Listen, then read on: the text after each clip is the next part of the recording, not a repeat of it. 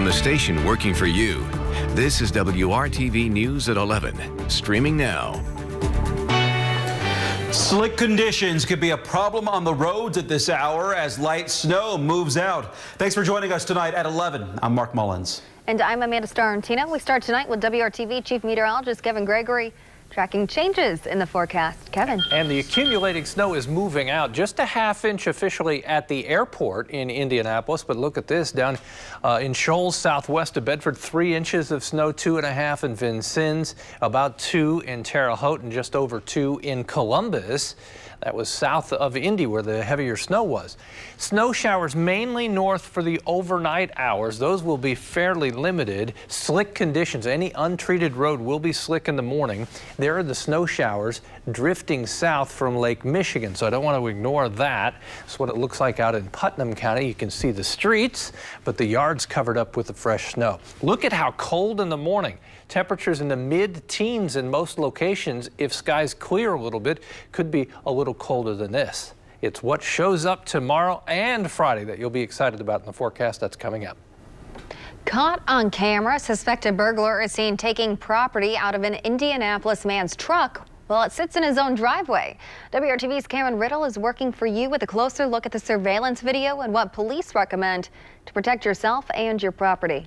Neighbors on the south side of Indianapolis are beyond frustrated with a suspected burglar who this week was caught on camera breaking into Nathan Martin's pickup truck. Got up Monday morning to come out for work and opened up the garage door, walked outside, and truck door was standing wide open, glass everywhere. For Martin, this one crime was like getting hit twice. His pickup truck is not just a way to get around, it's his work truck, which was loaded with thousands of dollars in tools. Makes me feel very disheartened and angry. You know, that's how we make our living. I mean, we provide for our families, you know, pay our bills, but we also support others in the community. Martin says he's not the only resident getting visits from unwelcome guests. This screen grab from a surveillance video shows a possible suspect from another nearby incident. According to IMPD, there was at least one other report in the area of cars being broken into in the last week, but it is unclear if any of the crimes are connected. Still, Martin is concerned about whoever would do this in plain view of multiple security cameras.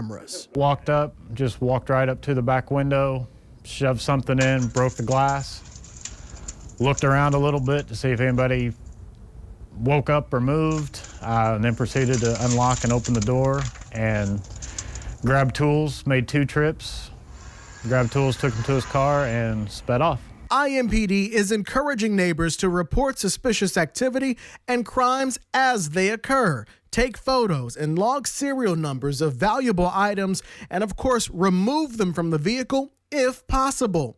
Martin is now offering a $500 reward for anyone who leads police to a suspect. He says the safety and security measures he's taken already don't appear to be enough to keep the trouble off his street. I mean, it worries me because it doesn't matter how many cameras you have, any kind of deterrent, they just keep coming. Cameron Riddle, WRTV. IMPD says it is also a good idea to keep vehicle doors locked and car alarms activated, as well as making sure exterior lights on your home are working. They also want you to know you can also request a patrol by contacting the non-emergency line. That's at 317-327-3811. For more than 2 decades, members of the Indy 10-Point Coalition have made it their mission to find solutions to the city's violence problem and end youth violence altogether. And their work is ramping up in light of recent events that have shocked so many.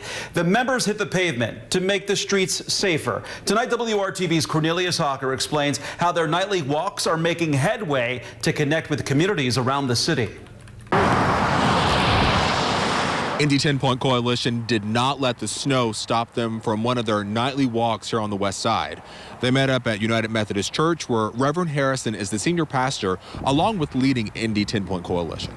Because of their goal to reduce urban youth gun violence and addressing other pressing issues in our community, I asked Reverend Harrison about the mass shooting that took place on Adams Street over the weekend. He told me it was just another reminder about why the work they're doing is important. When you start developing relationships with these young people, you start hearing things. And certainly if there's a young person that potentially could do something like this, they would certainly be on our radar screen in one of our neighborhoods, and we would be trying to get that individual help.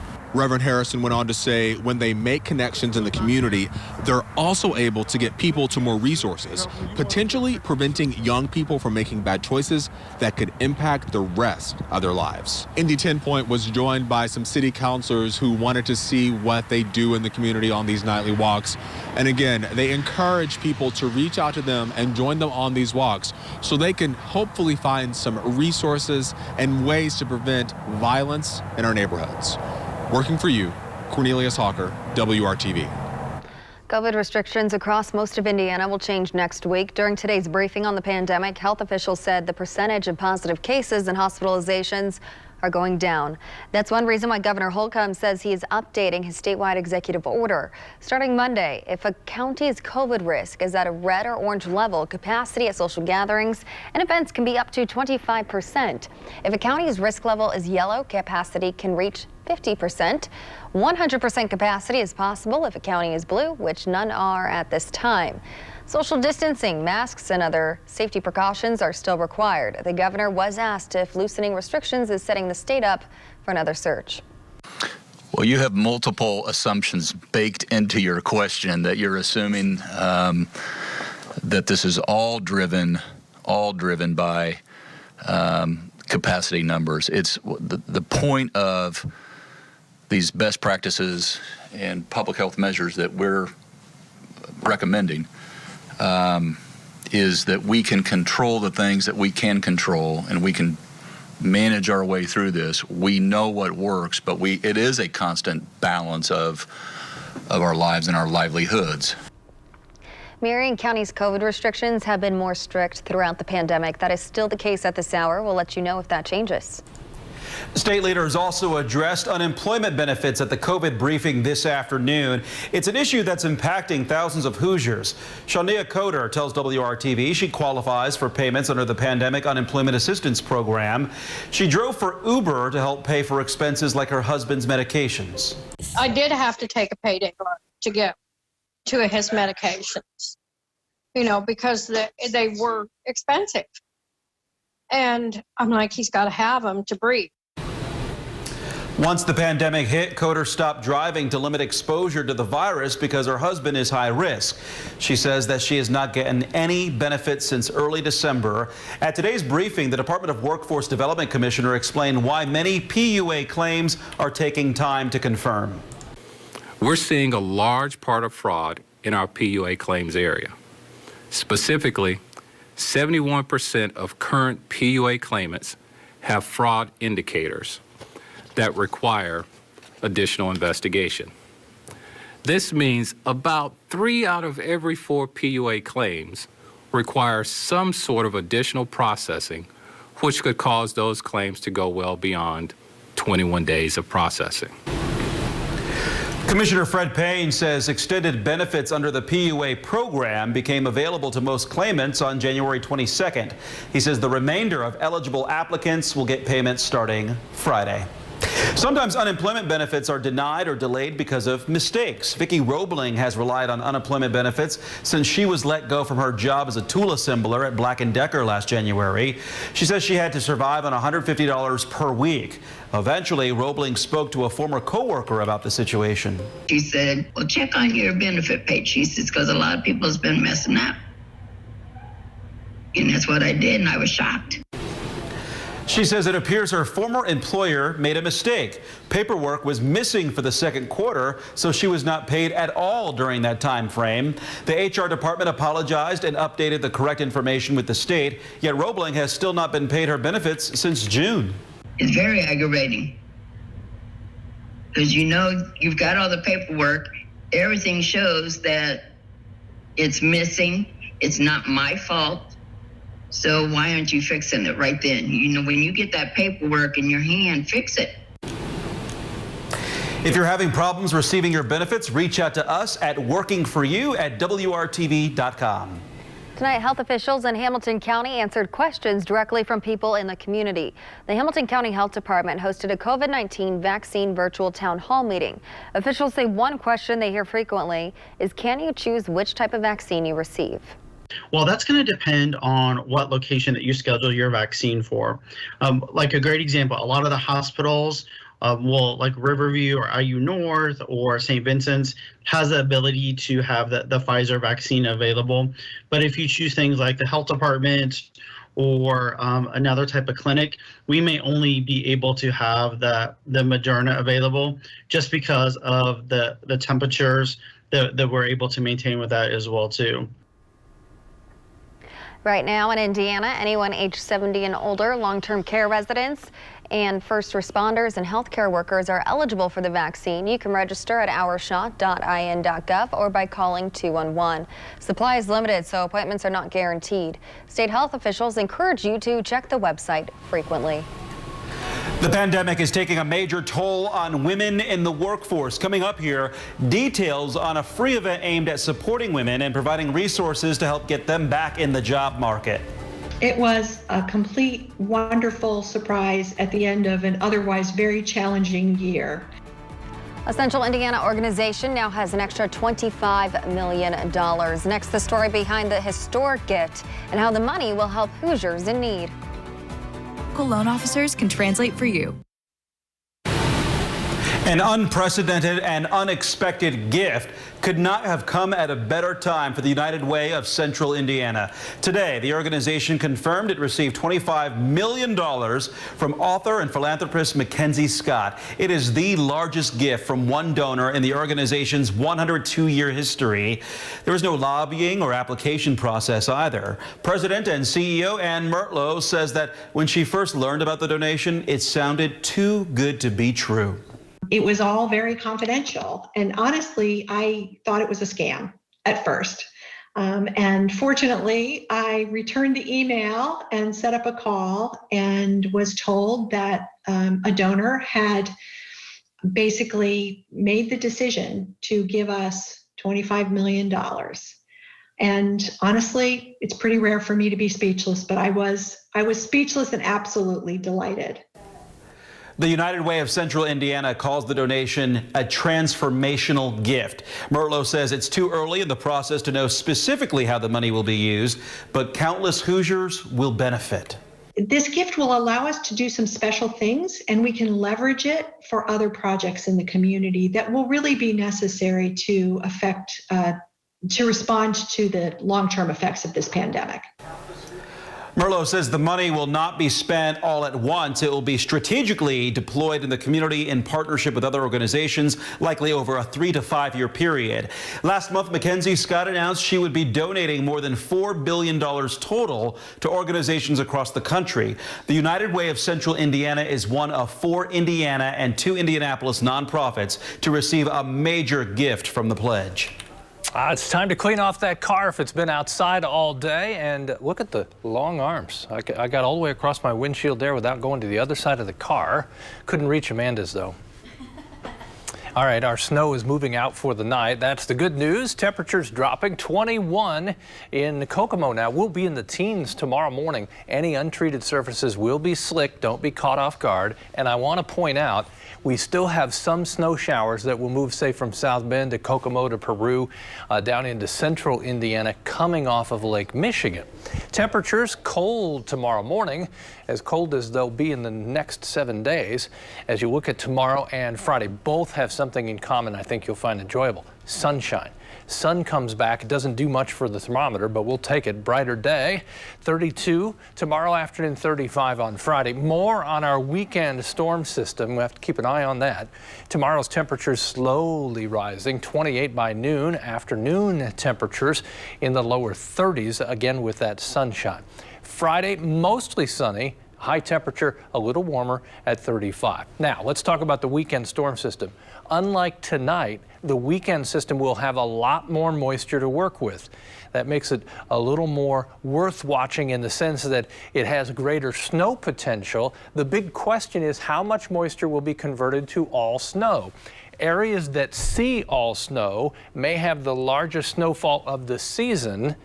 Then you can see there's rain involved in this too. Now this is likely to change several times, but it seems the northern half of the state with the best chance of all snow, and then you get to central and southern and rain mixes in at least for a while. Here's a 7-day forecast. Notice the sunshine tomorrow and Friday, then the storm to watch arriving later Saturday, sticking through Monday morning. I think we'll all have snow eventually from Sunday night into Monday morning. And then Tuesday and Wednesday, temperatures in the low to mid 30s. Those morning low temperatures back to around 20 degrees. That's the 7-day forecast. Amanda? Well, the pandemic has not impacted people equally. We have heard a lot about cases and deaths being more common in communities of color and how women have been disproportionately impacted. During the pandemic, women have had to make some really tough choices, and many women have had to leave careers that they love or off ramp. And it's not a choice that I think women should have to make. The head of the Institute for Women's Policy Research says data shows since the pandemic started, more than 11 million women have fallen out of the workforce, either voluntarily to take care of home duties or because they lost their job. That's more than 4 times the rate of men and includes women everywhere and in every walk of life. That's why the Institute is partnering with the No. 7 beauty brand to address the issue. They released a short video you can share showing the impact of what they call the Sheesh Session.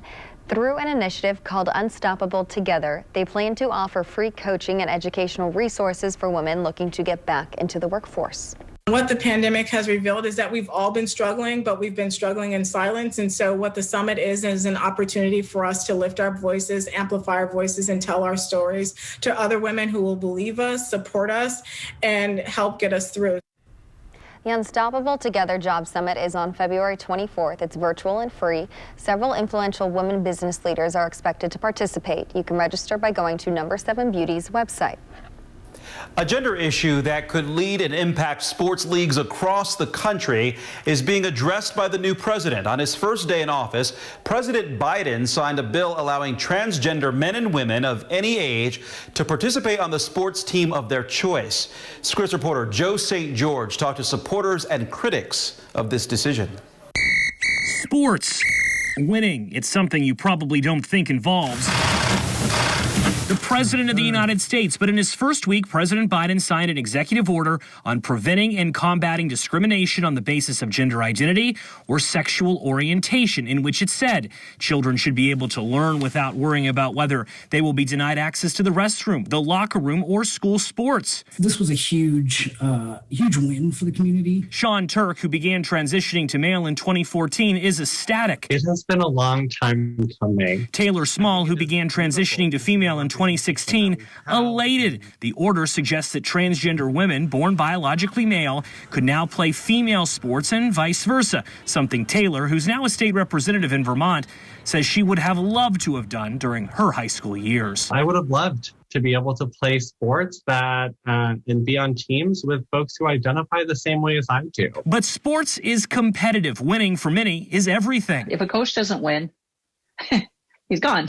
Which is why Dr. Linda Blade is sounding the alarm. She's president of Athletics Alberta, a Canadian sports group that trains athletes at all levels. She says the same debate is happening in most progressive countries worldwide. She fears coaches will start recruiting more transgender athletes for female sports teams, denying some scholarships. There's no comparison, especially in adult females and males. Like, men are just dominant, like, as far as, they're stronger. Do you really believe that there are that many transgender athletes that could potentially take away scholarships? I do. Right now, policies vary by state. These states in green are considered welcoming to transgender athletes, according to Trans Athlete, an advocacy group. These states require some medical proof to play. These states don't have any guidance. Meanwhile, these states impose restrictions. One of those is in Idaho. Recently, our station in Boise profiled a female transgender athlete who wanted to join the Boise State track team, but was denied. I'm just another person like anyone else, and they have vilified what I'm trying to do. Where this goes from here, unclear. New court challenges are likely. The community as a whole only makes up a small percentage. But Sean reminds us it's a small community. There has never been a transgender Olympian. Taylor, though, hopes that changes. This is just one step in the right direction. In Washington, I'm Joe St. George.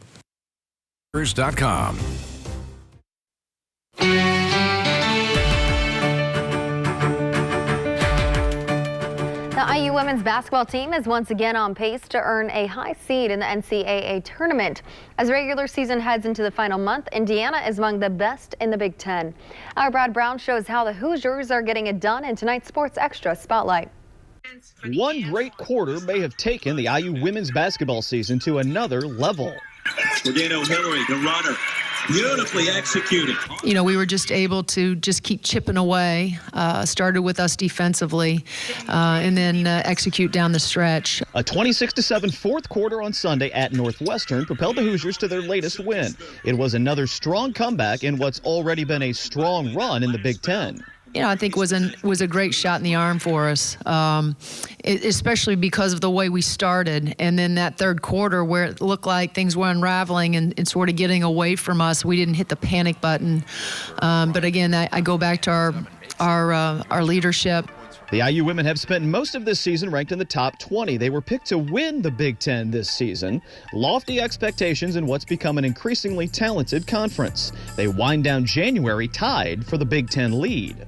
You know, anytime that you're by your peers, you know, with the voting and the expectation that has been on this group, you know, you always have to manage that. But, you know, we decided from the beginning that we were going to be a team that was just going to focus day to day and on each moment. The front court combo of Grace Berger and Mackenzie Holmes has been tough to handle. Combined, they're averaging 33 points per game. Holmes had 22 in that last win. And IU can go even deeper up front as well. Honestly, this year we've matured a lot in the sense that we are really able to deal with adversity, and we know that this year is different than any other year. So we have to, as Coach Marnoy says, stay light on our feet and that anything can happen. So we know that anytime we get to step on the court is a blessing. Allie Patberg is one of just 3 seniors on the IU roster. The former Indiana Miss Basketball has brought a wealth of experience to what is by and large a young IU team. She's like us having another coach out on the floor. She has a great pulse, you know, for each individual and you know, how she can motivate them and coach them up, you know, whether they're out there with her or on the bench or in practice. And I think that's the specialness of Allie. As the final month of the season approaches, the Hoosiers have had 0 positive COVID tests. While so many schools have struggled with stops and starts, IU's focus on the big picture has kept them on the right track. I do think that our kids have handled themselves in the right way. And they've continued to come in here with the right mindset, with the right attitude of realizing that every day is an opportunity for us to get a little bit better, just a little bit better. Brad Brown, WRTV Sports. Liberty, liberty. Accumulating snow is over. It's about sunshine during the day tomorrow and a very cold start. Temperatures upper teens to lower 20s. Lower 30s for the high tomorrow. Still dry Friday before that weekend storm. Mark? All right, got to bundle up in the morning. Hey, we want to thank you for joining us for WRTV News at 11. It was great having you along. Of course, join the GMI team. They head your way tomorrow morning at 4:30. Until then, sleep well. Have a good night.